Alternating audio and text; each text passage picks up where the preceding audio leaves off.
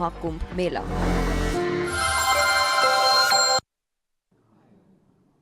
और 1978 में 184 हिंदुओं को सामूहिक रूप से जला दिया गया था। 184 हिंदुओं को हत्या हुई थी, हिंदुओं की हत्या हुई थी और जलाया भी गया था। और 184 हिंदू मारे गए थे वहां, 184। मैं वही तो कह रहा हूं ना, आप उस सच को स्वीकार नहीं करेंगे, आप उस सच्चाई को स्वीकार नहीं करेंगे। और लगातार कई महीनों तक वहां कर्फ्यू था। 1980 में फिर दंगा हुआ था, एक मृत्यु हुई। 1982 में फिर दंगा हुआ, एक मृत्यु हुई।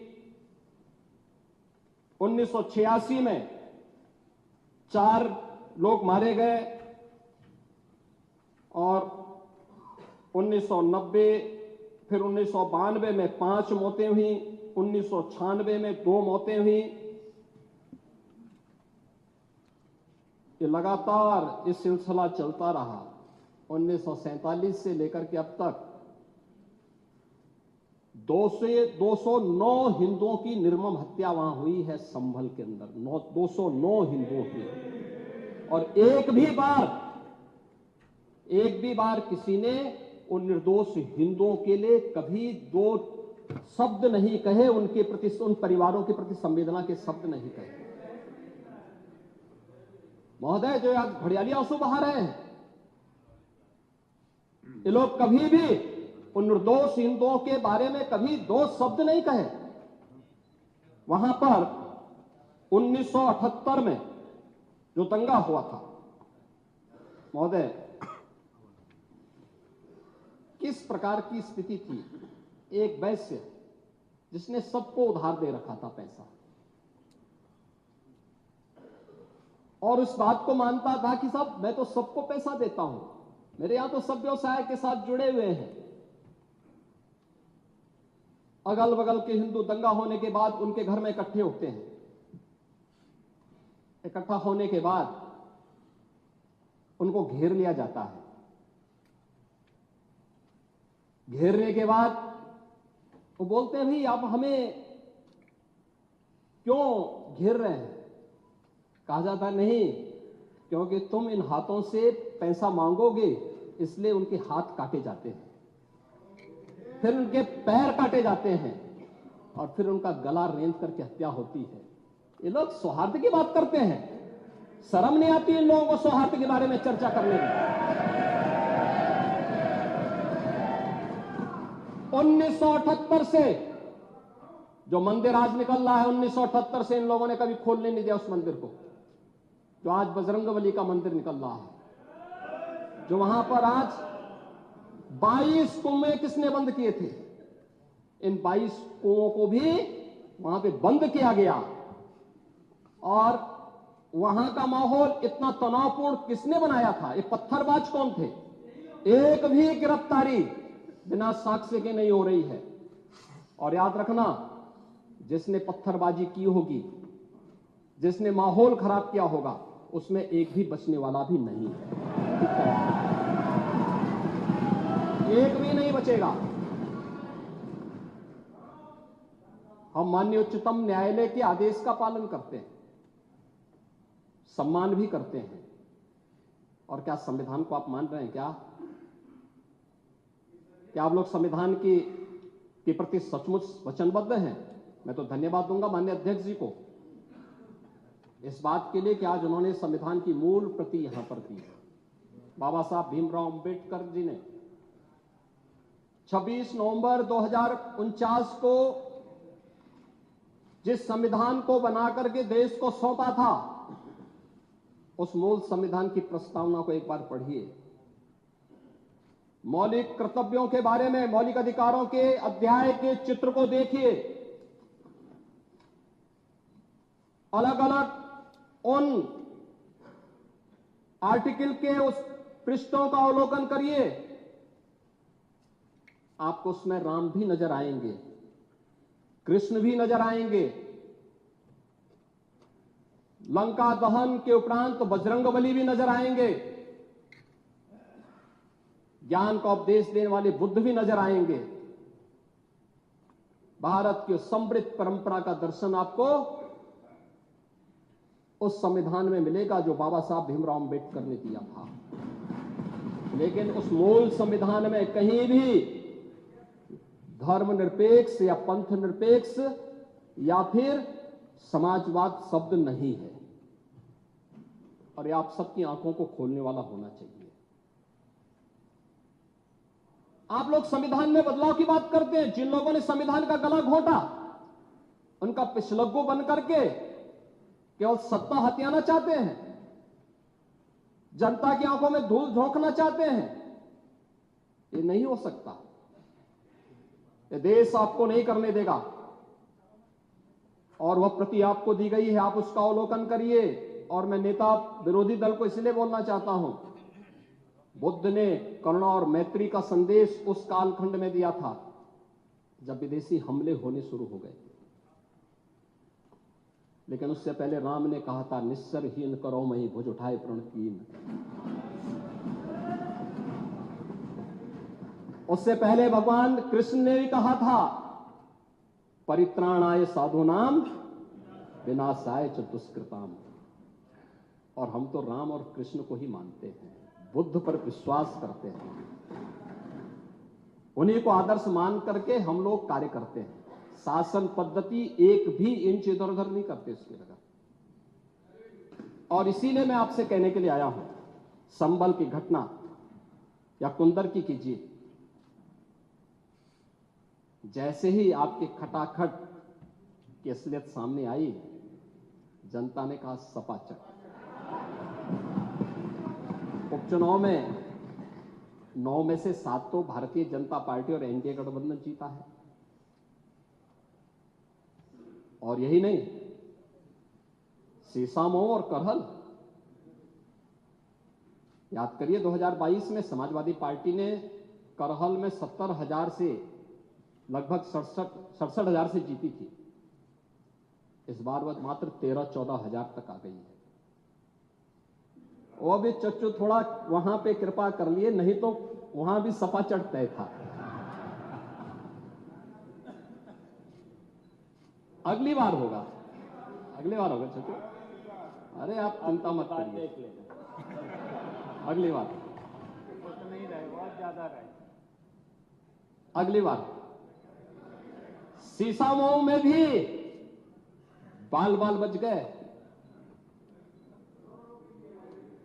और इसलिए इस बौखलाहट में कि कुंदरकी में लोगों को अपनी जड़ें याद आने लग गई हैं। अब आपने देखा होगा उन लोगों के वक्तव्य को, डिजिटल मीडिया में थोड़ा अवलोकन करिए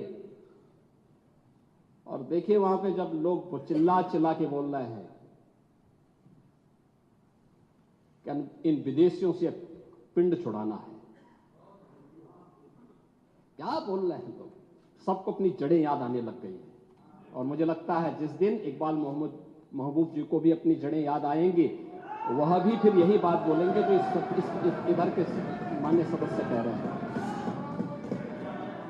महोदय, मैं उनसे कहूंगा कि एक बार बाबरनामा का जरूर, बाबरनामा को जरूर पढ़ें।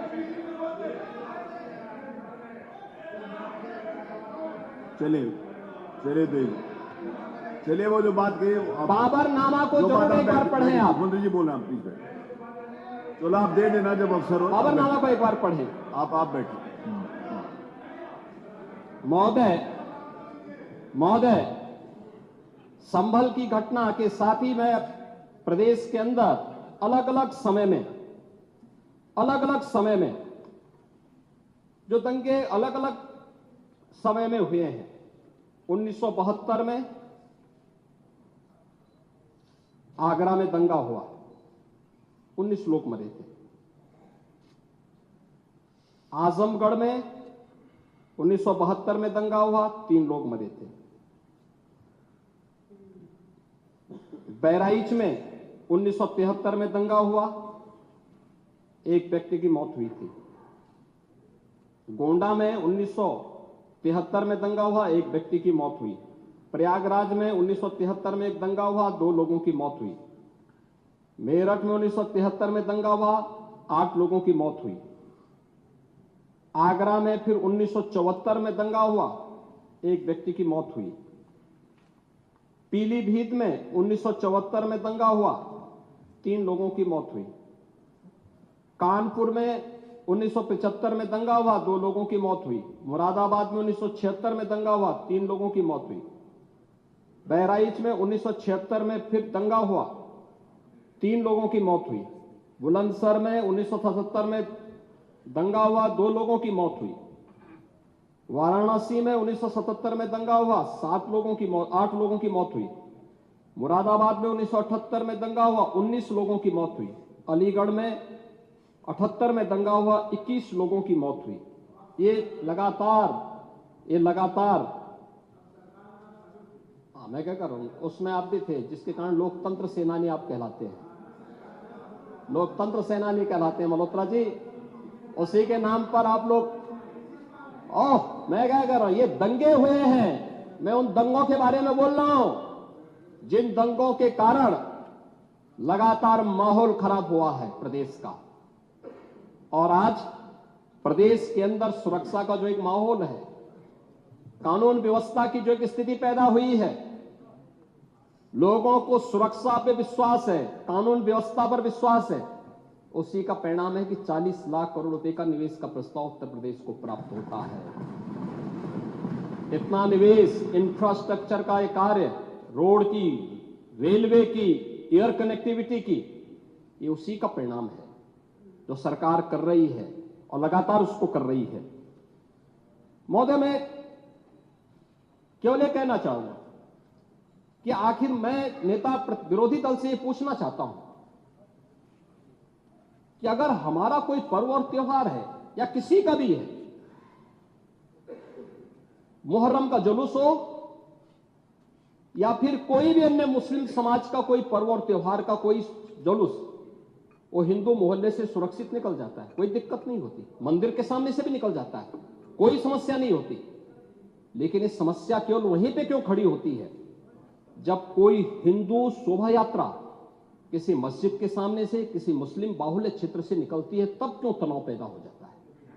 तभी क्यों झंडा लगाने में क्या समस्या है? क्या भारत की धरती पे केसरिया झंडा नहीं लग सकता? क्यों नहीं लग सकता? क्यों नहीं लग सकता? मैं यही पूछना चाहता हूं, आखिर ये दंगे क्यों किए जाते हैं? और बहराइच का मामला, महाराजगंज उस कस्बे का,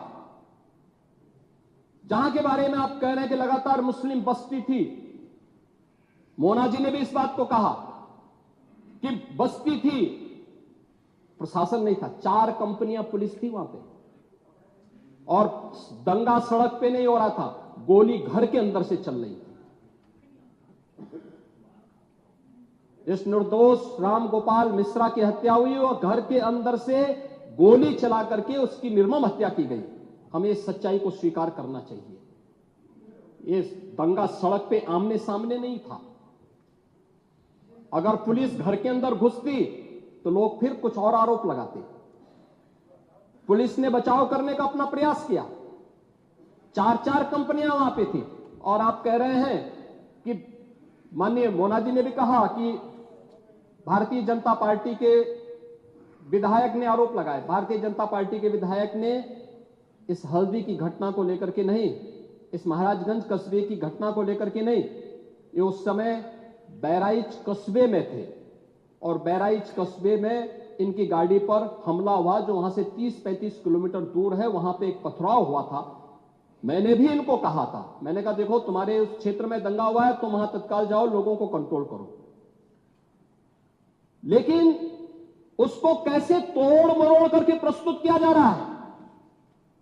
इन्होंने जो तहरीर दी वो दूसरे मामले में दी है, उसका इस घटना से कोई लेना देना नहीं, लेकिन उसको किस तरीके से जोड़ करके देखा जा रहा है।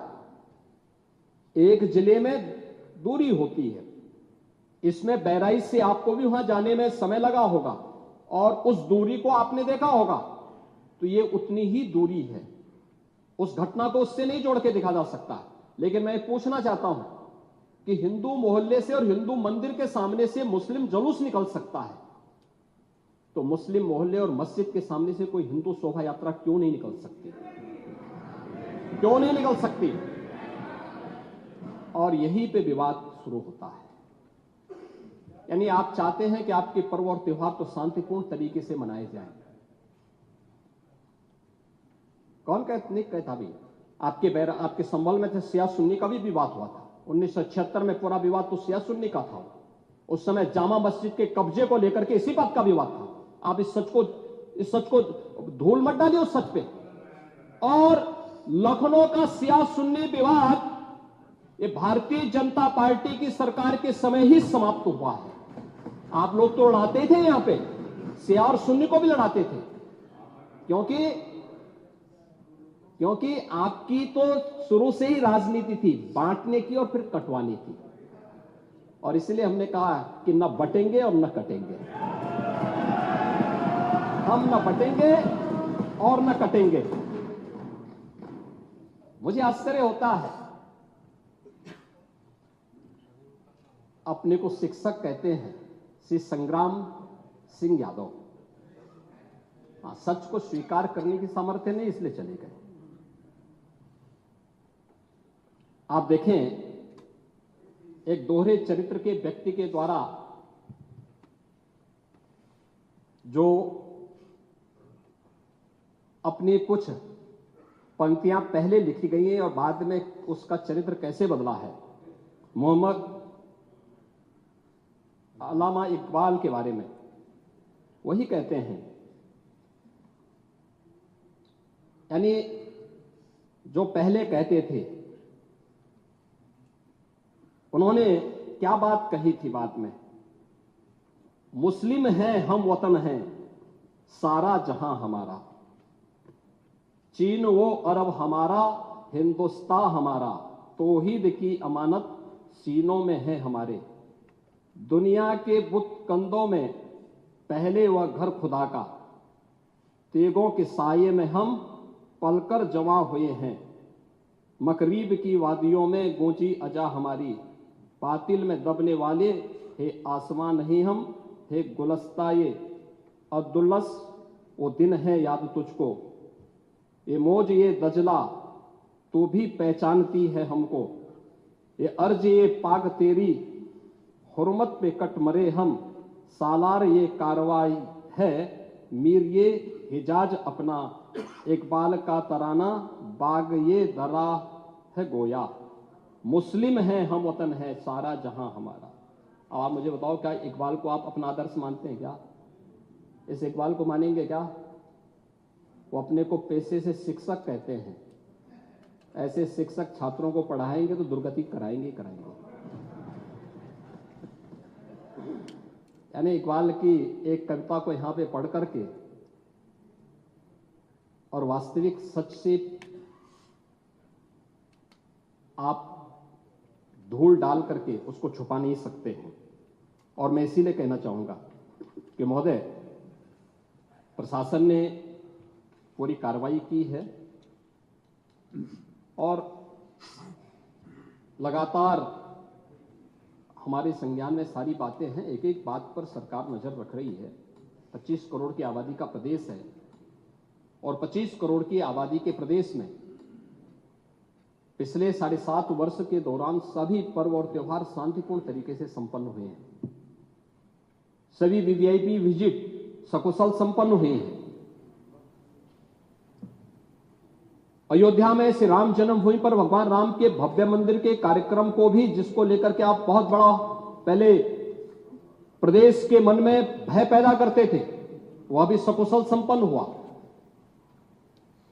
आज प्रदेश में जब सर्वत्र सुरक्षा का एक बेहतरीन माहौल है और 2025 में जब उत्तर प्रदेश को यह गौरव प्राप्त होने जा रहा है कि दुनिया का सबसे बड़ा आध्यात्मिक और धार्मिक सामाजिक जो उत्सव हो, एक महापर्व है महाकुंभ प्रयागराज, जिसमें पूरी दुनिया का एक समागम होने वाला है, जब इसे आयोजित करने का अवसर प्राप्त हो रहा है, तब मैं विपक्ष के अपने साथियों से कहना चाहूंगा कि प्रदेश के माहौल को अपने वक्तव्यों से और अपने करतूतों से कृपया खराब न करें। प्रदेश आगे बढ़ना चाहता है, विकास के अपने लक्ष्यों को प्राप्त करना चाहता है, लेकिन मैं इस बात के लिए आश्वस्त करूंगा कि 25 करोड़ जनता को सुरक्षा देना, उनकी हर प्रकार से हिफाजत करना, ये प्रदेश सरकार की जिम्मेदारी है। लेकिन अराजकता, पत्थरबाजी और किसी भी इस प्रकार के आदेश के खिलाफ जो माननीय न्यायालय ने आदेश किया है, उसके बाद भी कोई कानून को अपने हाथों में लेकर के कानून को ठेंगा दिखाने का प्रयास करेगा, तो सरकार उससे सख्ती से निपटने का काम भी करेगी। और वही सख्ती वहां पर आवश्यक है जहां पर लोगों ने माहौल खराब करने का प्रयास किया है। एक भी निर्दोष नहीं जाएगा। जितने भी विजुअल्स होंगे उसके वीडियो फुटेज हैं, गोली चलाते हुए, कट्टा लहराते हुए, तलाशी के दौरान पत्थरबाजी करते हुए, घरों की छतों के ऊपर जो पत्थर रखे गए हैं, ये सारी विजुअल्स हमारे पास हैं और उसके अनुरूप ही कार्रवाई होगी।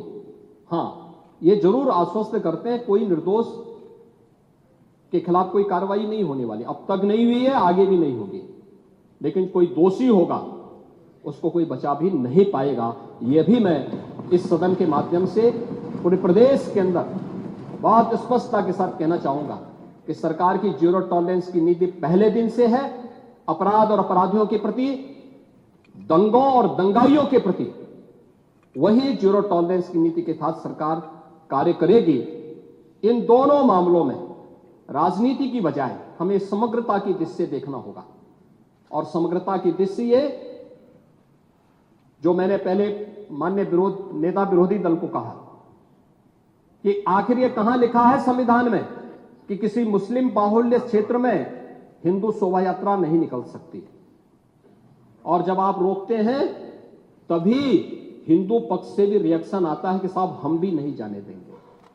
भाई मुझे आश्चर्य होता है इन बातों को लेकर के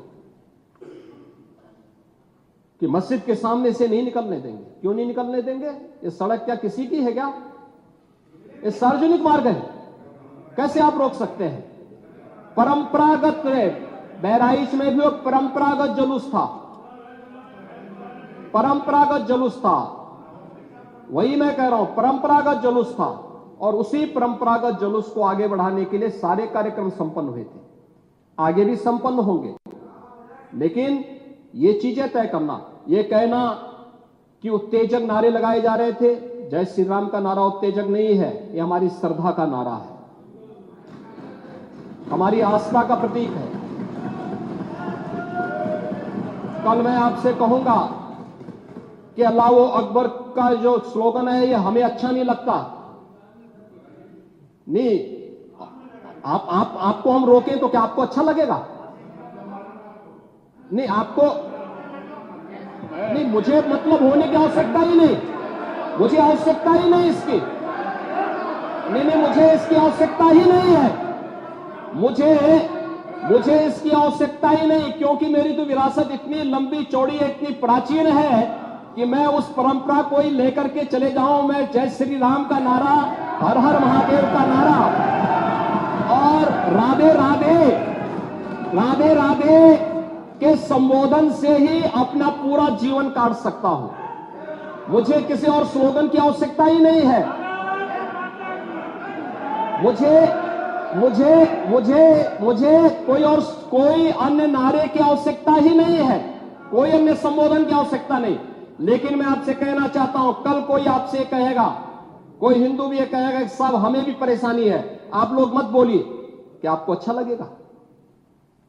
और कोई भजन गाया जा रहा है, आप उस भजन को अश्लील कैसे कह सकते हैं?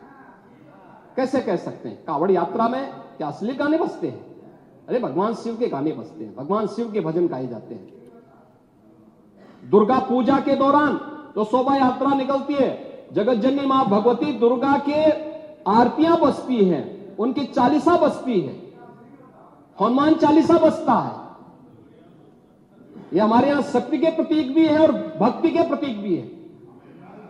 नहीं तो वही तो ऐतराज है, समस्या तो उसी बात को लेकर के है, सारा विवाद तो उसी बात को लेकर के है, सारा विवाद तो उसी बात को लेकर के है। और मुझे लगता है आपने बाबरनामा पढ़ा होता तो आप मुझसे बहस करते ही नहीं,